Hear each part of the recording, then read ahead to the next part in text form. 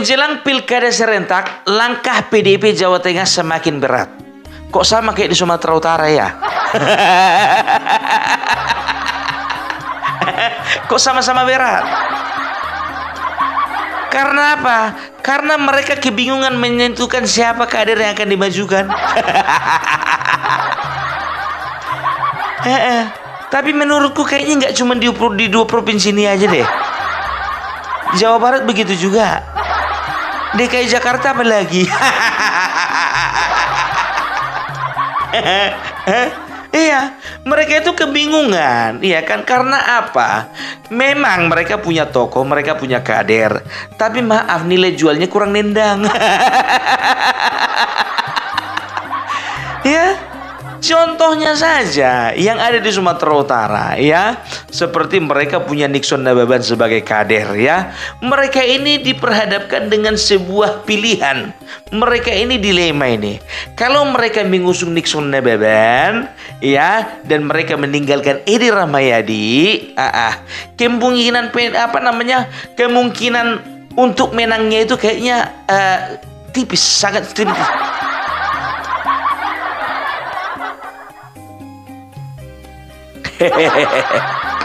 Contohnya di Sumatera Utara, ya. Di Sumatera Utara mereka kebingungan ini, ya, mencalonkan ingin mengusung Nixon Nababan sebagai kader PDIP atau mengusung Edi Rahmayadi yang juga sudah pernah mendaftarkan diri menjadi cagup ke DPD Sumatera Utara untuk PDIP, kan begitu.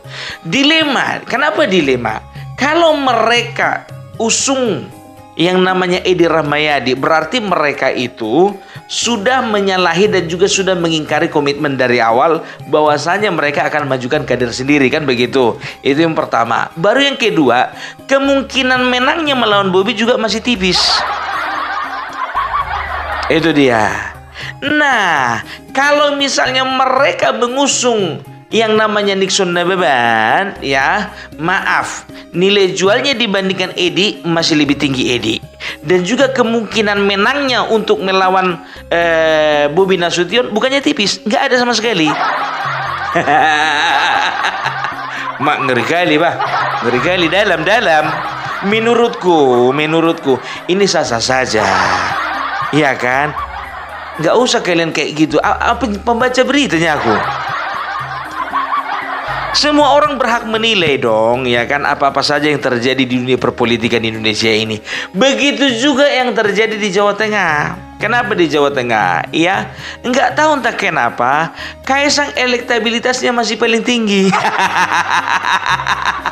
Padahal Kaisang saat ini kan sedang berpijak di dua kaki.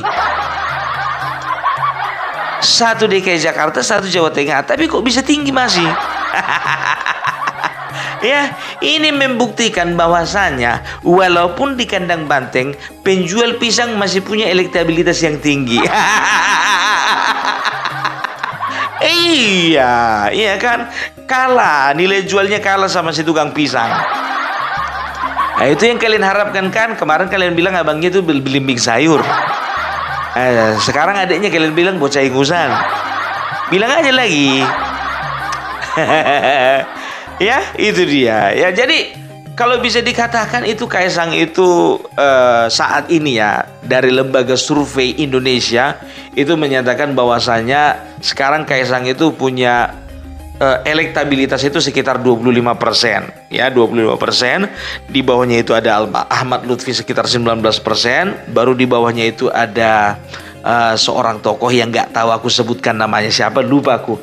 Tapi ada dua kader PDIP, di dalamnya itu ada Bambang Pacul dan ada Hendrar Priyadi. Bambang Pacul itu bisa menyerap sebesar elektabilitasnya itu hanya 9%. Nah, Hendrar Priyadi itu sekitar 4,7%. Nah, ya kan, betul kan, kurang nendang. Opo berbela kau penggiringan opo ini kau? Penggiringan opo ini? Baca berita. Berita-berita mainstream, Metro TV. Gitu loh, jangan cuman berita lokal. Iya, ya kan, berita-berita nasional gitu loh. Jadi ini kemungkinan yang terjadi. Kalaupun Kaisang nanti pindah tidak jadi di Jawa Tengah, karena gimana pun juga DKI Jakarta saat ini provinsi yang paling seksi untuk diperebutkan. Apalagi sekarang sudah ada Baba Alung kan. Waktu Ridwan Kamil memang iya betul elektabilitasnya memang nggak terlalu naik, tapi begitu Baba Alun katanya, Yusuf Hamka katanya kayaknya udah mulai menanjak naik gitu loh. Hati-hati ini untuk kawan-kawan yang di Jakarta ini. Nis, gimana Nis, mental masih aman? Ya, kalaupun Kaisang nanti pada akhirnya di Jakarta, ya kan, di situ PDIP masih belum bisa berbangga diri dan juga belum bisa belum bisa tenang gitu. Karena apa? Karena masih ada Ahmad Lutfi. Beliau itu orangnya Bapak Jokowi, dapat restu langsung dari Bapak Jokowi. Gitu, iya kan? Dan elektabilitasnya juga masih tinggi, itu 19%. Nah, kedua kader tadi dari Banting dua-duanya digabung gak nyampe segitu. Tapi ada juga Sudaryono ya. Sudaryono itu berapa persen tuh? 6% kalau nggak salah ya. Sudaryono itu ketua DPD Gerindra di Jawa Tengah ya. Jadi kalau bisa dikatakan saat ini ya, maaf, ini adalah data ya. Datanya itu berkata bahwasanya pemilih saat ini lebih banyak adalah pemilih muda ya. Makanya calon-calon muda seperti Bobi Nasution, seperti Kaisang, dan juga ada seperti yang lain-lainnya di tempat lainnya, itu mereka punya kans yang sangat tebal untuk dipilih. Karena apa? Terbukti kan wakil presiden siapa? Belimbing sayur. Itu yang kalian cek itu ujung-ujungnya apa? Jadi barang itu. Gitu. Jadi sekarang ini untuk menyerap suara dari tengah-tengah masyarakat kaum milenial, ini diperlukan juga dari kaum milenial. Tapi nggak salah pilih juga kayak si Marcel kemarin itu. Aku memang jujur saja lah aku bilang ya, walaupun yang mengusung dia itu partainya Bapak Jenderal, tapi kalau untuk saat ini juga kurang setuju aku. Tangerang Selatan, wakil wali kotanya si Marcel. Yang betul aja lah. Aduh, tapi gimana pun juga ya, mudah-mudahan ya kan, orang kan ada perubahannya. Setiap orang itu ada titik baliknya kan begitu. Kalau kawan ini yakin ya aku, bukan cuma titik balik ini yang ada, akil balik pun udah. Itu dia. Jadi kalau untuk Kaisang, kalau dikatakan ya, nama Kaisang ini masih laris manis di Jawa Tengah. Jadi nggak bisa harus hati-hati ketika Kaisang di Jawa Tengah ya. Tapi kalau prediksiku sih, biar permainan seru, kayaknya Kaisang itu tetap ada di Jakarta ya. Karena apa? Bukannya bilang apa, DKI Jakarta itu adalah memang betul-betul adalah gengsi ya ketika bisa memperebutkannya. Tapi ini permainan kurang bergengsi. Ketika apa? Ketika ada mantan calon presiden ikut di dalamnya.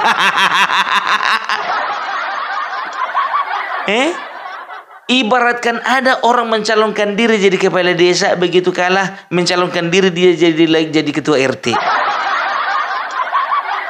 Enggak, tapi katanya aset luar negeri, dihargai di luar negeri. Kau bicara siapa? Sianis lah, siapa lagi? Itu dia. Jadi kita jangan main-main lah ya. Apalagi sama anak muda ini, nggak bisa kita kita ukur kemampuannya ini. Anak muda ini bisa seketika menjadi powerful. Itulah dulu ya. Jadi kalau Ahmad Lutfi, kalau bisa dikatakan untuk saat ini Jawa Tengah masih miliknya Kaisang sama Ahmad Lutfi. Masih karena apa? Ya bisa dibuktikan pada Pilpres kemarin, Jawa Tengah yang merupakan kandang banteng diobrak-abrik sama 02.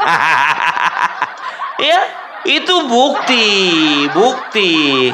Ya, walaupun kalau pileg ya kita nggak bisa katakan di sana pemilih itu paling banyak itu nomor satunya itu adalah Banteng kan begitu. Itu legislatif. Ingat pola pemilihan ya.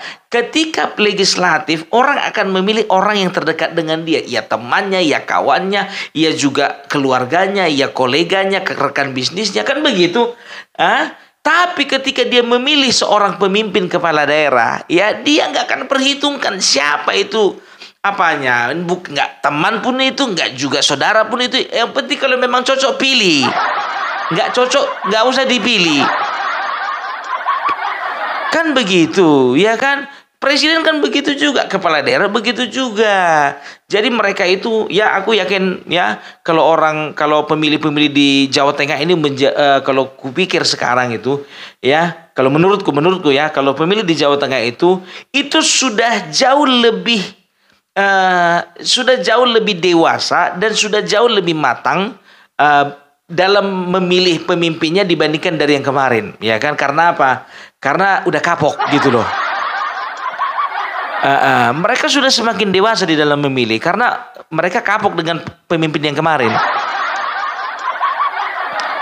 Gitu, ya kan? Ya kapok dalam arti kata apa? Ya pembangunan juga masih kurang, perekonomian belum terangkat, ya. Setelah itu juga infrastruktur juga masih amburadul, tapi gubernurnya itu mencalonkan diri jadi presiden.